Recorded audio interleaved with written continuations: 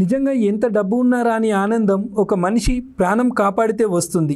ఎందుకంటే డబ్బు కన్నా ప్రాణం ఎంతో విలువైనది కాబట్టి. అయితే చాలామంది రోడ్డు ప్రమాదాలు జరిగి సంఘటన స్థలంలోనే చావు బ్రతుకుల మధ్య కొట్టుమిట్లాడుతూ ఉంటారు.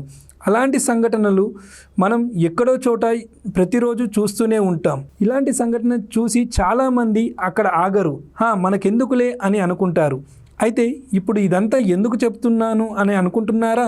ఇవాళ మంత్రి పొంగులేటి శ్రీనివాసరెడ్డి తన ఖమ్మం జిల్లా పర్యటన ముగించుకొని కూస్మంచి నుంచి హైదరాబాద్ వెళ్తున్న క్రమంలో సూర్యాపేట సమీపంలో కారుని ప్రమాదవశాత్తు బైక్ ఢీకొనింది. ఈ ఘటనలో ద్విచక్రంపై ప్రయాణిస్తున్న వాహనదారుడికి తీవ్ర గాయాలయ్యాయి. ఇంతలో అటుగా వెళ్తున్న మంత్రి సంఘటనను గమనించి మంత్రి పొంగులేటి హుటాహుటిన తన కాన్వాయ్ని ఆపి క్షతగాత్రుణ్ణి తన కాన్వాయ్లోనే స్థానికంగా ఉన్న ప్రైవేట్ హాస్పిటల్కి తరలించారు. ఏకంగా మంత్రి గారే ఎక్కించుకుని హాస్పిటల్కి తీసుకువెళ్లడంతో అక్కడ స్థానిక ప్రజలు, క్షతగాత్రుని కుటుంబ సభ్యులు ఎంతో హర్షం వ్యక్తం చేశారు.